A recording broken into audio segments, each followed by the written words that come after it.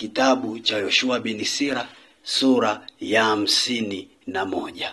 Ndiyo kanisa la Mungu, tumsifuni Yesu Kristo. Karibuni sana wapendwa katika kipindi chetu kizuri cha usomaji wa Biblia kwa njia ya sauti, ambapo siku ya leo tunaenda kuhitimisha kitabu hiki cha Yoshua bin Sira, ikiwa ni moja ya vitabu vya Deuterokanoni vyenye mafundisho mazuri sana ya kiimani. Wapendwa, kuna wakati wanajiuliza kwa nini wengine walivikataa, ila vitabu hivi vina hekima kubwa sana ya kimungu ndani yake.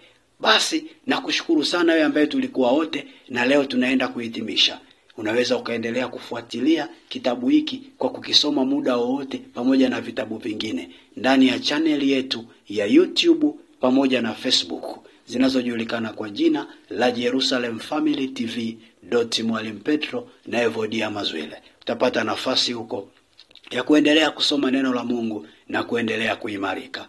Tusali tuanze rasmi usomaji. Kwa jina la Baba, la Mwana, Roho Mtakatifu, amen. Baba Mungu, tunakushukuru, tunasema asante kwa ajili ya nafasi ya kipekee unayotupa kwa ajili ya kusoma neno lako. Ama hakika Mungu wewe ni mtakatifu na hakuna aliye mtakatifu kama wewe. Tunaomba utusamee Bwana kwa ajili ya dhambi na kila aina ya makosa tulionayo. Damu yako ya thamani tunaomba ioshe nafsi zetu pamoja na maisha yetu, ili Mungu tuweze kuwa safi sawasawa na huruma yako. Roho Mtakatifu, tunakukaribisha mahali hapa. Tunaomba utusaidie tuweze kusoma neno lako na kuweza kulielewa, ili kwa maarifa yako tuendelee kuwa imara, katika jina la Baba, Mwana na Roho Mtakatifu tuseme amen. Karibuni sana wapendwa, ni kitabu cha Yoshua bin Sira sura ya 51. Sura ya 51. Bwana mfalme wangu, nitakushukuru. Mungu wa wokovu wangu, nitakuhimidi. Nami nitalitangaza jina lako, wewe uliye nguvu ya uhai wangu. Kwa maana umeikomboa roho yangu na mauti, ukauzuia mwili wangu usishuke shimoni. Ukaiokoa miguu yangu na uwezo wa kuzimu. Kaniponya na masingizio ya watu, katika mapigo ya ulimi usengenyao, na midomo yao wanaogeukia uongo. Ulikuwa upande wangu juu yao walioniondokea, ukaniokoa kwa kadiri ya wingi wa rehema zako. Katika mtego wao waliokutazamia kuanguka kwangu, katika mikono yao walioitafuta maisha yangu, na katika mateso mengi umeniponya. Ukaniokoa na moto ulionisonga pande zote, yaani katikati ya moto nisiouwasha mimi. Ukaniokoa katika vilindi vya kuzimu, na midomo itungayo madhara na kuzua maneno ya uongo, mishale ya ulimi wenye hila. Nami roho yangu ilikaribia mauti, na maisha yangu ikawa karibu na kuzimu. Nikageukia pande zote, wala hakuna wa kunisaidia. Nalikuwa nikimtazamia mtu atakaye nitegemeza, wala hakuna. Ndipo nilipozikumbuka fadhili za Bwana na rehema zake, na matendo yake yaliyokuwapo tangu milele, ambaye huwaokoa wamngojao na kuwaponya katika mabaya yote. Hivyo nikainua dua yangu kutoka nchi, nikamlilia kutoka malangoni mwa kuzimu. Nalimwita Bwana, wewe Baba yangu, mwenye amri ya wokovu wangu.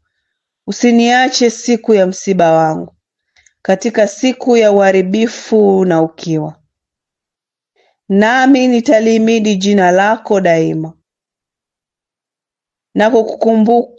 na kumbukumbu kwa shukrani. Ndipo Bwana alipoisikia sauti yangu, kaisikia dua yangu, akanikomboa katika mabaya yote, kaniokoa katika siku ya taabu. Kwa hiyo nitamshukuru na kumsifu na kulihimidi jina la Bwana.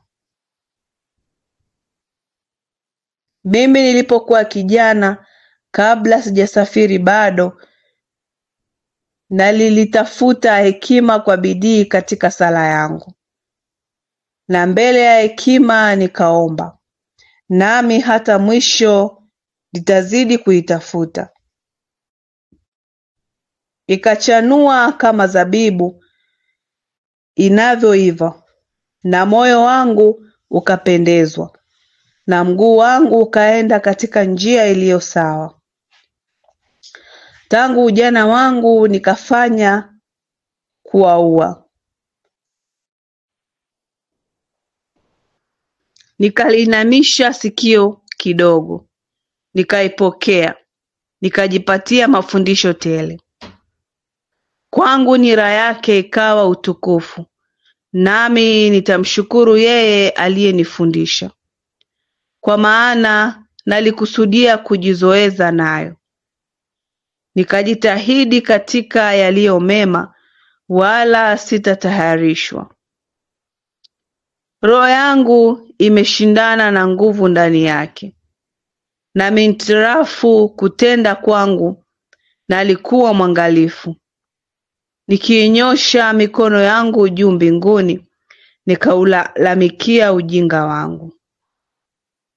Nikaelekeza roho yangu moja kwa moja kwake, na katika unyofu nikaiona. Tangu mwanzo nikajipatia ufahamu, na kwa hiyo sitatawaliwa milele. Nao mtima wangu ukatamani kuitazama, kwa hiyo nimeipata kama tunu. Naye Bwana akanipa thawabu ya usemaji, basi kwa midomo yangu nitamuhimidi. Enyi wajinga, mnikaribie na kutua katika nyumba yangu ya mafundisho. Ya nini kupungukiwa na hayo, na roho zenu kuona kiu? Nimefumbua kinywa changu kusema, jipatieni hekima pasipo fedha. Jitieni shingo zenu chini ya nira yake, roho zenu zichukue mzigo wake. Mradi ni karibu nao waitafutao. Tazameni kwa macho yenu, kwamba mimi nalifanya kazi kitambo, na kujipatia wingi wa raha. Sikilizeni mafundisho yangu ingawa ni machache, na kwa hayo mtapata thawabu kama dhahabu. Roho zenu na zifurahie rehema ya Mungu, wala hamtatayarika katika kumsifu. Fanyeni kazi zenu kabla haijaja muhula, na wakati wake Bwana atawajaza.